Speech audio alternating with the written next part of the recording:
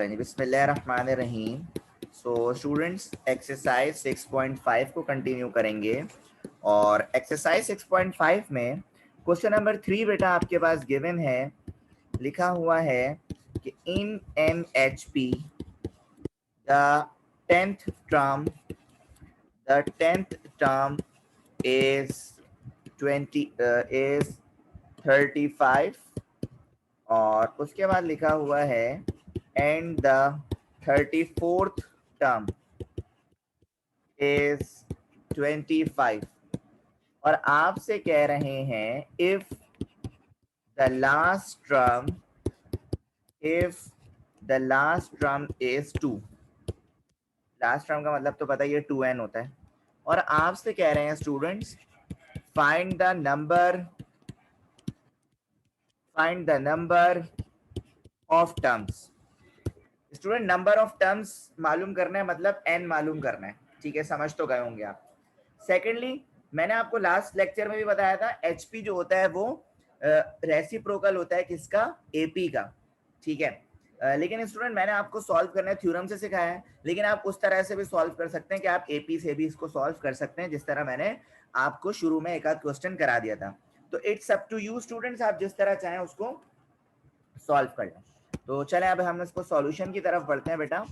तो सॉल्यूशन में सबसे पहला काम ये करेंगे स्टूडेंट्स, हम फॉर्मूला से सॉल्व कर सकते हैं थ्योरम से, और आपको पता है कि मैं किस थ्योरम की बात कर रहा हूँ स्टूडेंट्स, जो मैंने आपको उस दिन भी कराया था, यानी 1/x 1/y और 1/z।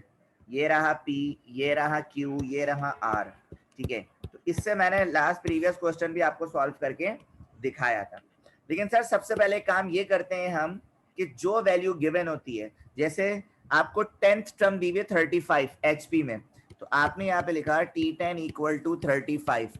इसी तरह आपको 34th टर्म दी हुई है 25, तो आपने लिख दिया 25। और लास्ट TN, लास्ट टर्म किसे कहते हैं, TN, तो बेटा TN लिख दिया आपने कितना, 2। अब इसको कंपेयरिंग किससे करोगे स्टूडेंट्स? सर कंपेयरिंग हम उससे करते हैं जो हमारे पास एक स्टैंडर्ड गिवन है, जब मैं आपको बेसिक्स पढ़ा रहा था एक्सरसाइज 6.5 के। ठीक है, तो वो बेसिक्स क्या थी बच्चों, ये भी देख लो। वो बेसिक्स ये थी सर कि pth टर्म इक्वल होता है x के, qth टर्म इक्वल होता है y के, और rth टर्म इक्वल होता है किसके, z के। जब मैं इसको और इसको कंपेयर कराऊंगा स्टूडेंट्स, तो मेरे पास कोई ना कोई वैल्यू आ जाएगी। क्या आएगी कि p इक्वल टू 10 हो जाएगा और x इक्वल टू 35। इसी तरह जब मैं इसको और इसको कंपेयर कराऊंगा, q इक्वल टू 34 होगा और y इक्वल टू 25। ठीक है, अच्छा अच्छा यहाँ पे मुझसे गलती ये हुई कि 6.8 चल रही है हमारी, सॉरी 6.8 है स्टूडेंट्स। ठीक है, सो बच्चों मेरी आपसे बात यही चल रही है।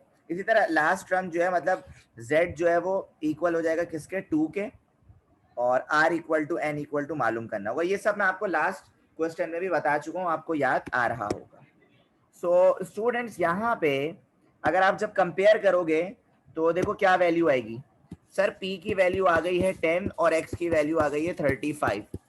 इसी तरह q की वैल्यू आ गई है 34 और y की वैल्यू आ गई 25, और इसी तरह r की वैल्यू हो गई है n, और सर z की वैल्यू आपके पास आ रही है 2।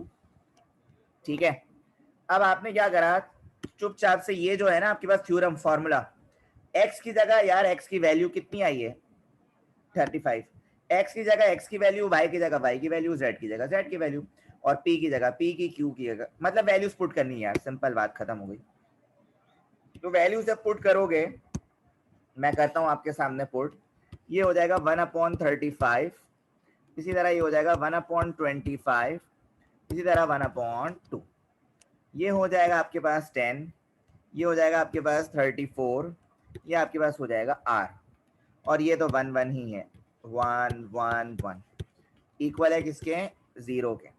ठीक है, अब हमने आपको बेटा क्या करा है, हमने आपको डिटरमिनेंट निकालना सिखाया है। ठीक है, बेशक इस साल नहीं आ रहा चैप्टर नंबर 4, लेकिन हमने शुरू में आपको डिटरमिनेंट निकालना बहुत अच्छे तरीके से सिखाया रॉ से।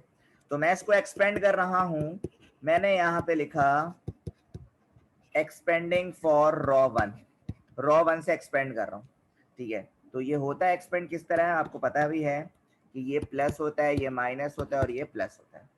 तो यहाँ पे बेटा आपने यहाँ पे लिखा 1/35, जब इसको यूं कर दोगे स्टूडेंट्स तो यहाँ पे वैल्यू क्या बच रही है, 34 multiply by 1 minus r multiply by 1, ठीक है। लेकिन मैं इसको डायरेक्ट कर रहा हूँ, तो मैंने अंदर लिखा 34 माइनस r।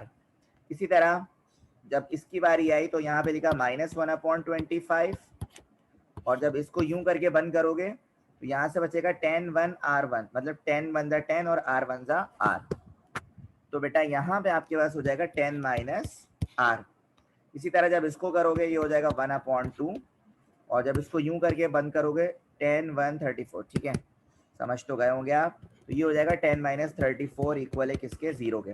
अब सिंप्लीफिकेशन करोगे और क्या, तो सर जब सिंप्लीफिकेशन करेंगे ये आपके पास हो जाएगा 34 माइनस आर डिवाइडेड बाई 35।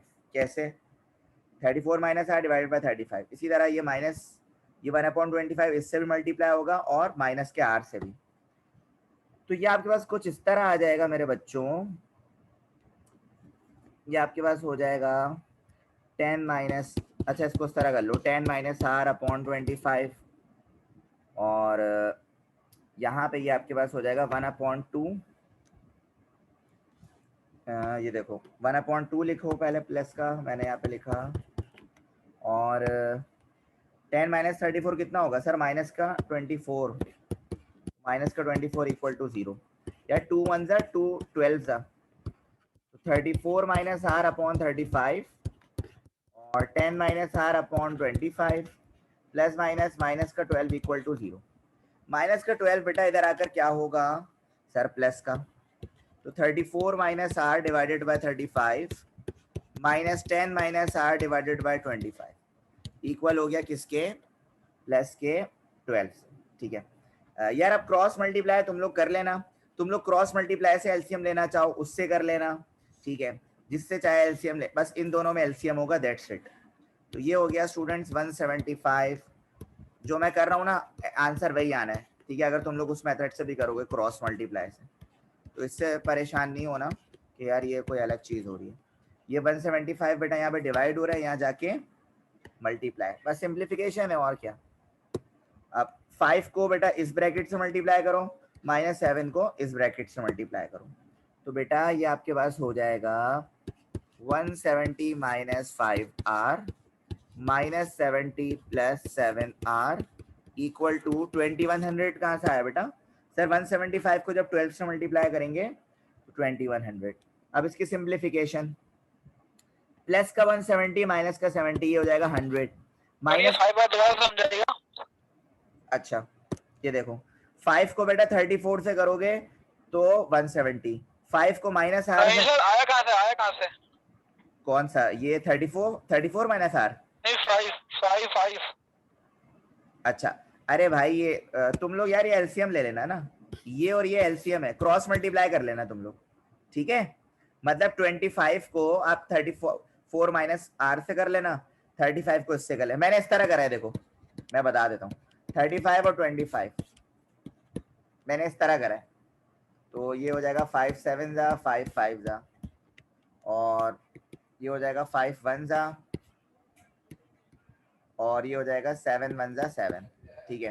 तो 5 5 जा 25, और 25 को जब 7 से मल्टीप्लाई करोगे ना कितना आएगा 175। अब 35 में 175 कब आता है, 5 सा, तो 5 और ऊपर वाला ब्रैकेट मल्टीप्लाई, यार ये बचपन में करते थे ना सिंप्लीफिकेशन, वही वाला सीन है, ठीक है अबू बकर जी, समझ गया। हाँ, अगर चाहो तो इस मेथड से कर लेना, या चाहो तो वही क्रॉस मल्टीप्लाई जिससे चाहो कर लेना, उस एक ही बात है उससे। अच्छा तो यार ये देखो 170 और -70 सर 100, माइनस का 5r प्लस का 2r प्लस का 7r, तो आपके पास बचेगा प्लस का 2r इक्वल टू 2100। अब सर ये बड़ी वैल्यू है छोटी वैल्यू है, तो प्लस का 100 यहाँ पे जाके माइनस का 100, 2100 माइनस 100, तो 2100 में 100 निकालोगे, ये बचेगा आपके पास 2000, और r निकालना है तो ये हो जाएगा 2000 डिवाइडेड बाय 2, तो इसको जब कैंसिल करोगे आपके पास आ जाएगा 1000।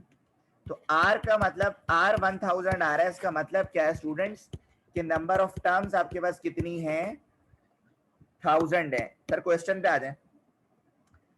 देखो क्वेश्चन में हमें मालूम भी तो यही करना है, एक मिनट रुक जाओ कांग्या। हाँ ये देखो r इक्वल है किसके, n के, तो बेसिकली हमें n निकालें या r निकालें, हमें नंबर ऑफ टर्म्स ही मालूम करनी थी। तो इसका मतलब ये है कि अगर 10वीं टर्म 35 है, 34th टर्म 25 है और लास्ट टर्म कितनी है 2, तो बेसिकली हमें क्या करना था, find the number of terms, कि यार टोटल नंबर ऑफ टर्म्स कितनी है। तो बेटा तुम लोग देख सकते हो कि यहाँ पे जो टोटल टर्म्स हैं वो कितनी है 1000। तो बताओ बेटा, तो यार क्वेश्चन नंबर 4 देखें आप बच्चों। क्वेश्चन नंबर 4 में आपके पास है which term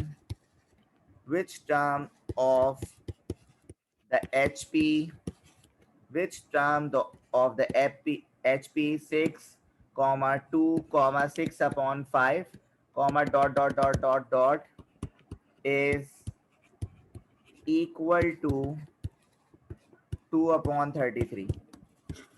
अब सबसे पहले यार आप देखें इसमें सिलसिला क्या है बच्चों, कि यार वही फॉर्मूला यूज करना चाहो वही फॉर्मूला कर लेना जो अभी मैंने करवाया, ठीक है। तो using formula, okay Mariam, good observation Mariam. अच्छा तो ये हो गया 1 upon x, 1 upon y, 1 upon z, और ये हो गया पी क्यू आर, ये हो गया 1 1 1 इक्वल है किसके, 0 के। उसके बाद सिलसिला ये होता है सर कि हम कंपैरिजन भी कर सकते हैं, लेकिन पहले ये देख लें कि फर्स्ट टर्म हमारी है 6, t1 इक्वल टू आ गया 6, और सेकंड टर्म आ गया t2 इक्वल टू आ गया 2, और लास्ट टर्म हमारे पास है सर 2 अपॉन 33, सही है। और आप लोग जानते हैं स्टूडेंट्स को कंपेयरिंग करेंगे, कंपेयरिंग above terms with, ठीक है। और वो वाली वैल्यू क्या है स्टूडेंट्स कि pth टर्म आपके पास है x के बराबर, qth टर्म आपके y के बराबर, और rth टर्म आपके पास है z के बराबर। तो जब कंपेयर करोगे तो देख सकते हो बेटा आपके पास t से t कैंसिल, p आ रहा है 1 और x आ रहा है 6। इसी तरह सर q आ रहा है 2 और y आ रहा है 2। इसी तरह सर r आ रहा है n और सर z आ रहा है 2 अपॉन 33। तो इसमें भी स्टूडेंट्स आपको नंबर ऑफ टर्म्स को ही फाइंड आउट करना है, ठीक है। तो मैं कर देता हूँ, बल्कि यार उसी जैसा ही है अभी जो मैंने कराया है, चलो थोड़ा सा कर देते हैं। तो यहाँ पे लिखा स्टूडेंट्स वही बात मैंने, एक्सपेंडिंग फॉर R1 मतलब रॉ 1 से करना है। तो पहले वैल्यूज लिख देता हूँ, तो ये हो जाएगा 1/6, 1/2 और 33/2। P की वैल्यू है 1, ठीक है, Q की वैल्यू है 2, R की वैल्यू आपके पास है R, और ये आपके पास है 1 1 1 इक्वल टू 0। अब आपको पता है पहला प्लस होता है माइनस प्लस, तो यहाँ पे लिखा 1/6, वैल्यू बचेगी 2 1 2 माइनस R, इसी तरह -1/2 और ये हो जाएगा 1 माइनस R, इसी तरह 33/2 ये हो जाएगा 1 - 2 इक्वल टू 0। अब ये हो जाएगा 2 - R/6 माइनस, इसी तरह ये हो जाएगा 1 - R/2, इसी तरह ये हो जाएगा, इसको आप इस तरह ही करोगे मतलब मल्टीप्लाई वगैरह। अच्छा देखो ये तो और ही आसान है, 33/2, 1 - 2 कितना होगा सर, -1 है ना। अच्छा अब इसको दोबारा ये लिखना है, 2 - R डिवाइडेड बाय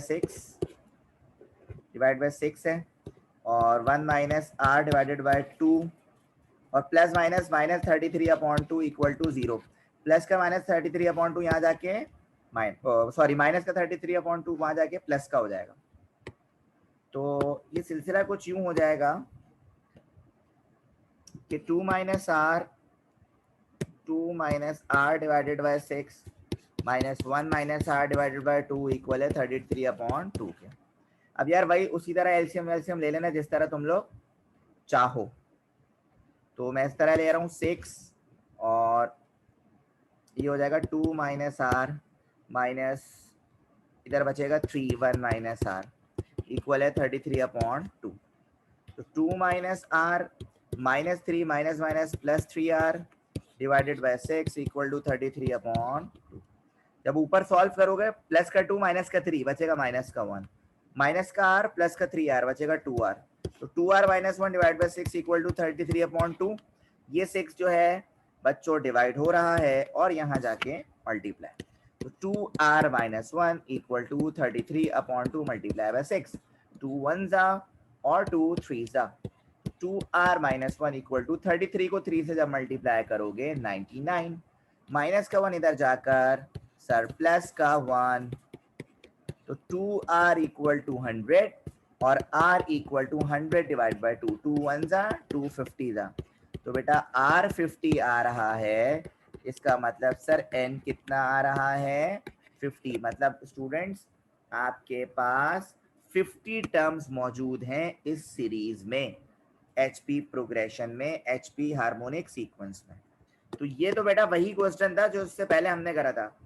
तो यहाँ तक क्लियर हो गया? जल्दी से बताओ मुझे। अब करते हैं students question number 5। Question number 5 का पार्ट 1 में थोड़ी सी कहानी चेंज है। आपसे कह रहे हैं इंसर्ट, और पार्ट 1 में कह रहे हैं इंसर्ट अ सिंगल HM मतलब हार्मोनिक मीन बिटवीन 1/2 एंड 1/3।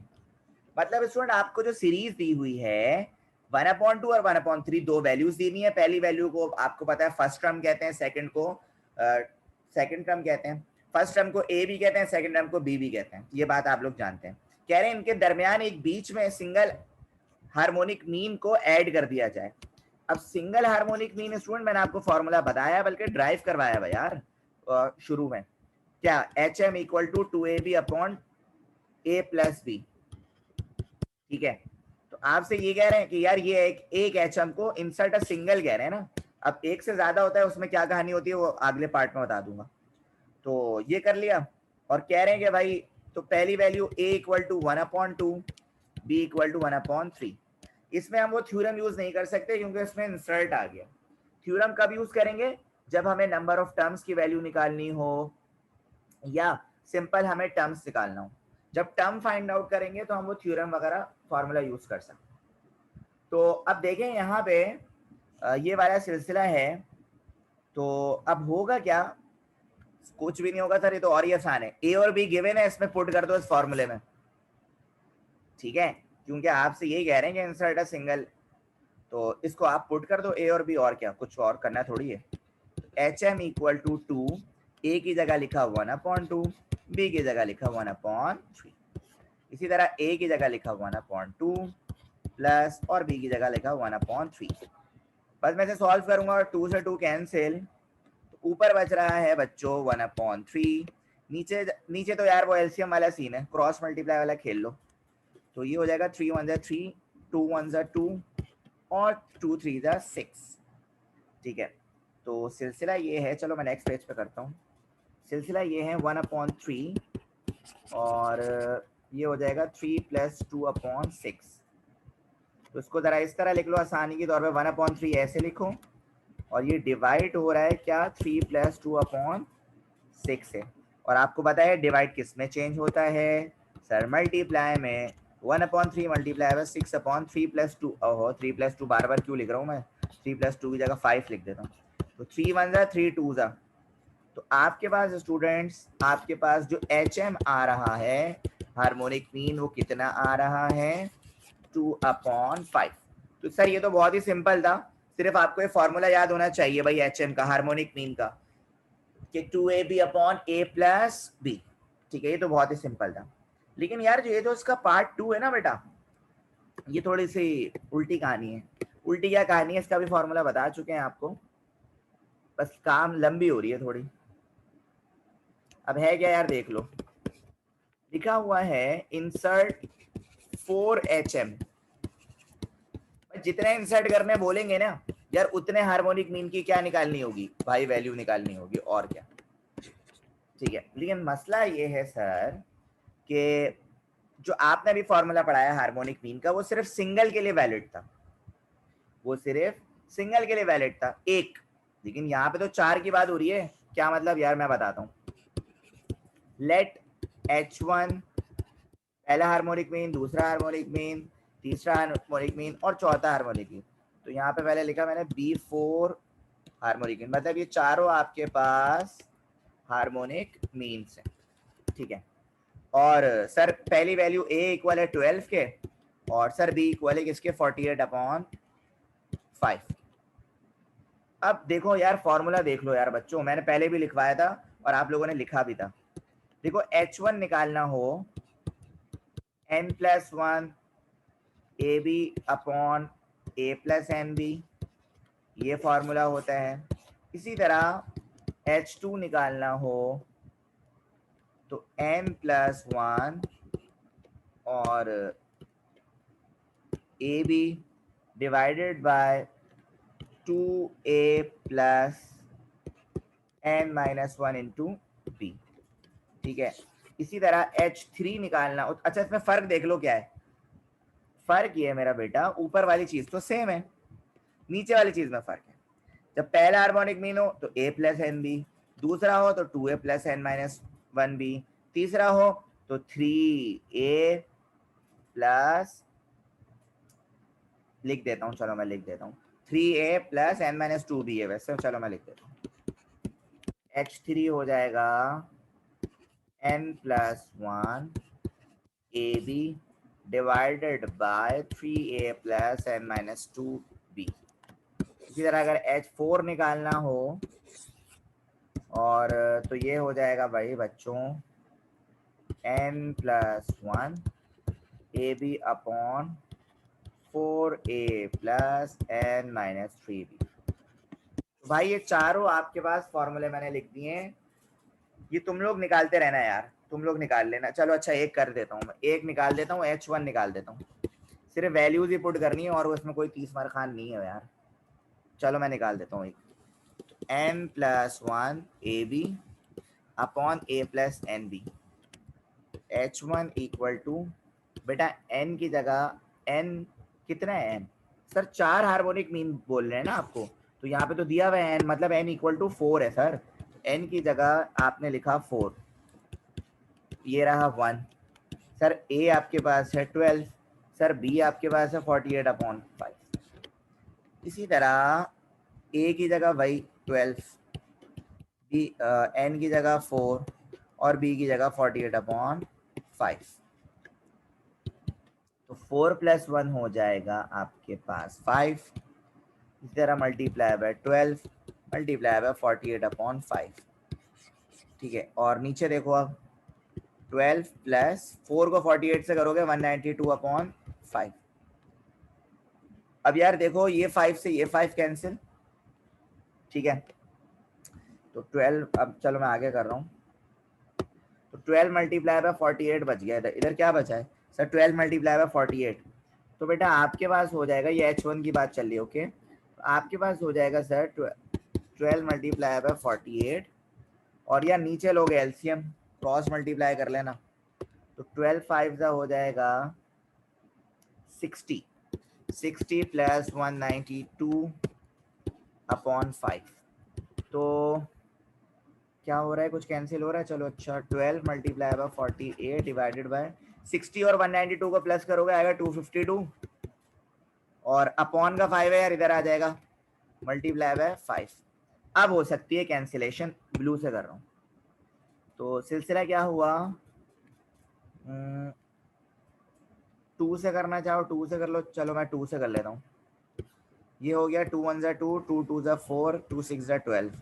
इसी तरह ये हो गया 2 6 12, इधर 2 6 12, 2 3 6, सही है। और अब ये और भी हो रहा है, 3 से 3 2 6, 3 1 3, ये रहा 3 2 6। ये और भी हो रहा है सर, कैसे? 3 के टेबल में 48 आता है, हाँ आता है। 3 7 48, 3 24, 3 1 और 3 6। ठीक है, तो बस जो चीजें रह गई, 2 multiply by 16 multiply by 5 divided by 7। ठीक है, मतलब मैं देखो चलो कर देता हूँ, 2 multiply by 16 multiply by 5 divide by 7। रुक जाओ, मैं जरा कहीं गड़बड़ कर रहा हूँ यार यहाँ पे कैंसिलेशन में। रुक जाओ रुक जाओ रुक जाओ, अभी सही कर देता हूँ मैं कैलकुलेशन, रुक जाओ।